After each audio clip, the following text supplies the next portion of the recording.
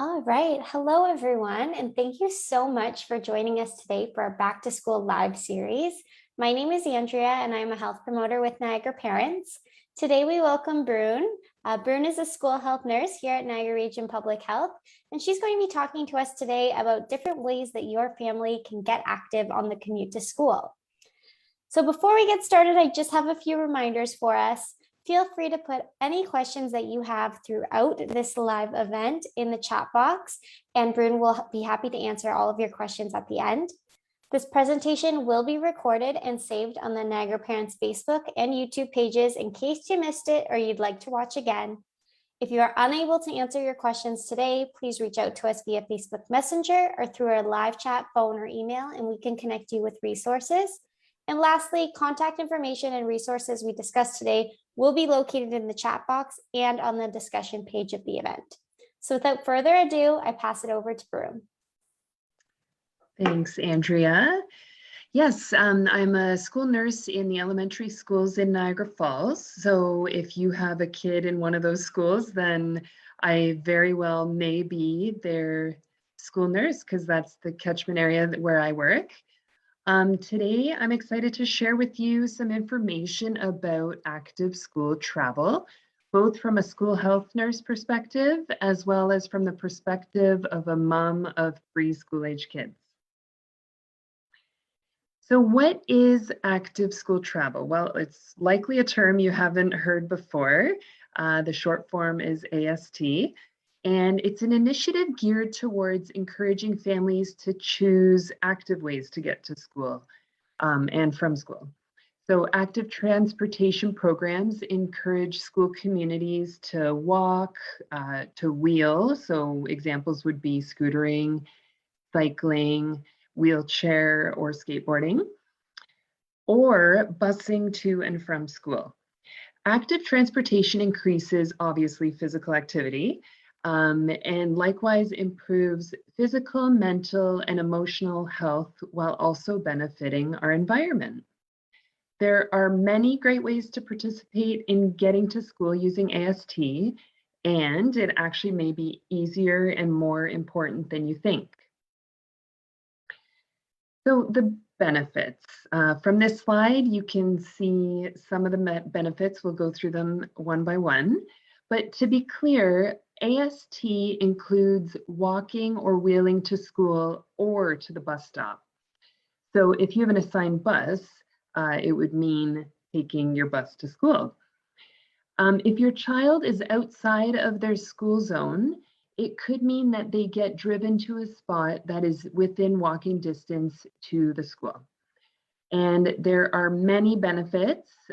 First off, starting the day with some physical activity can actually improve student academic performance by making kids more alert and better prepared to learn. Studies by Active Living Research show that physically active kids have increased brain activity and also improved test scores as well as improved grades. My son's teacher last year noticed that there were certain days he would come to school feeling more energized than others, and she mentioned this to me. I was able to have a conversation with him about it, and he came to recognize that on the days that he biked to school, he felt more ready for the school day. He was more calm and more alert, and it has motivated him to bike to school more often. Secondly, actively traveling to school or to the bus stop is a simple way to incorporate more physical activity into our day. As you may be aware, the minimum requirements or the minimum recommendations for school-age children is 60 minutes of vigorous to moderate activity a day. So just, squeezing in some physical activity to and from school is one way to just, engineer physical activity back into our days. Also, not to mention,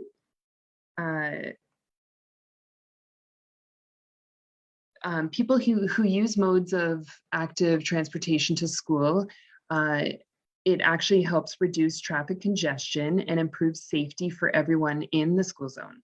So imagine what your child's school parking lot would look like in the morning if everyone arrived using their assigned bus or by walking and wheeling. So no, actually, like I want you to pause and actually just picture it for a second. Fewer idling cars, less congestion, fewer school staff having to direct traffic. It would be quite a change for many school zones. And not to mention the reduction in greenhouse gas emissions and the way active school travel could protect the environment. If you have an assigned bus and that bus is driving by anyway, you might as well get on it instead of taking an additional vehicle to school as a way to help the environment. Lastly, incorporating active school travel into your lifestyle is a way to promote lifelong habits that foster independence and active lifestyles and helps prepare our kids for their future. For example, I did not like the bus stop that my kids were originally assigned to.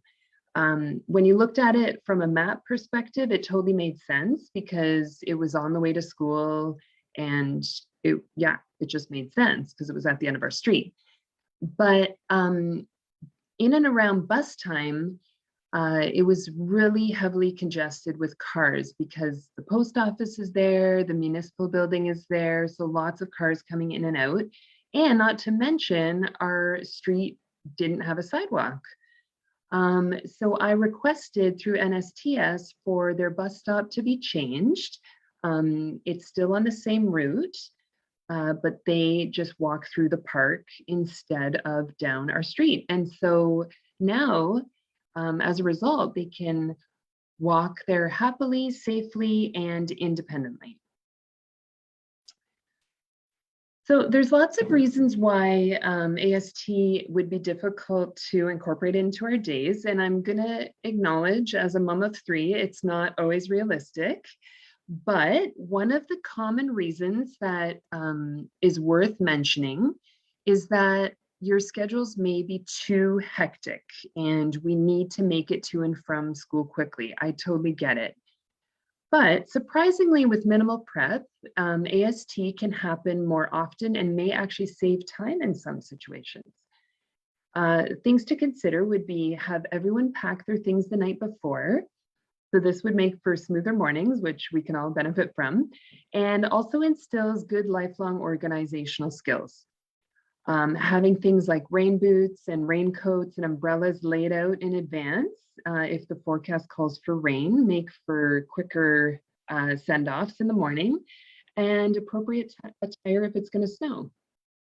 And if you look at, if you take into consideration the road traffic as well as the school zone congestion, there's actually a possibility that it may take less time to walk, scooter, or bike than it does to drive. Time it for yourself and see, especially on the way home if you have to find a parking spot in the school parking lot or line up in bumper to bumper traffic. Another common reason is, I'm on my way out anyway, so I drop my kid off to school on the way. If this is the case, consider dropping your child off within walking distance of the school so that they can still enjoy the benefits of exercise and you can do your part in helping to decrease school parking lot congestion. If your child is too young to get dropped off within walking distance, or it's not something you're comfortable with having them do alone, park and walk together and you can enjoy the benefits together. Another reason may be that you're not sure your child is ready to walk or bike to school or the bus stop safely and independently.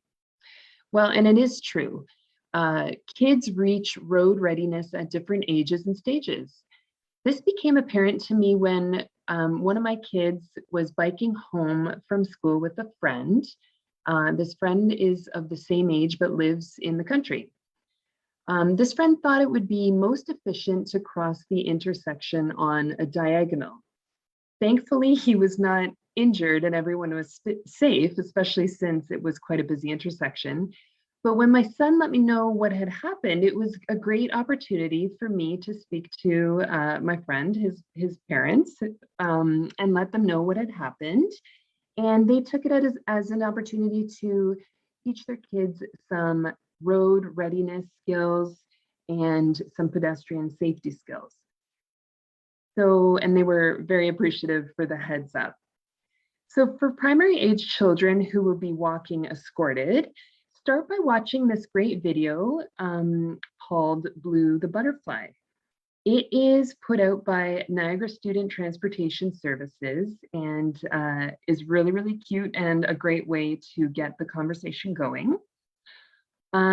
Also, and you'll notice in the comment section, there's a link to a Sidewalk Smarts passport.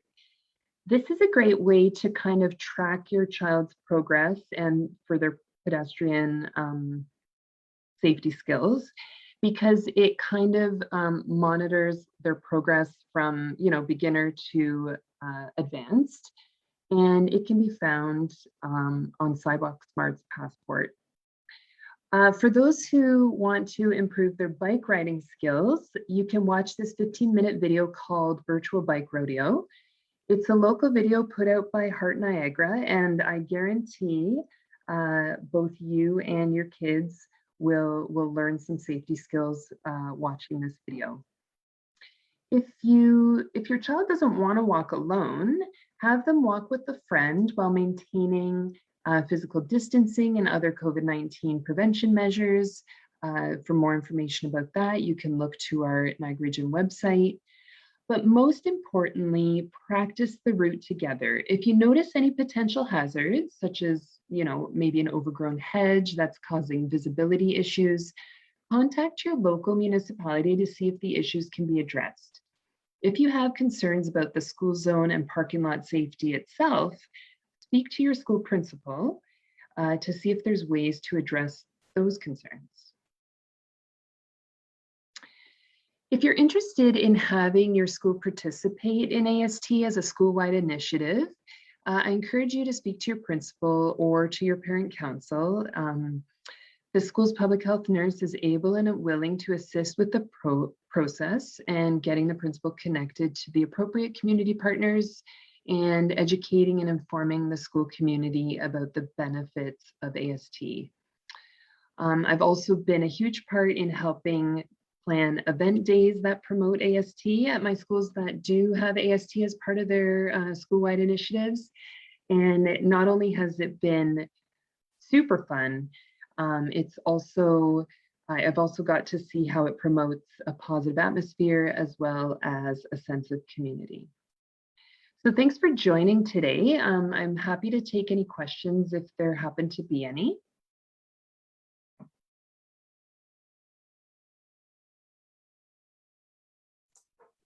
All right, thank you so much, Brun. We did get a few questions prior, so we can start with those. And then if any viewers have additional questions as we start answering, please feel free to leave those in the comment section.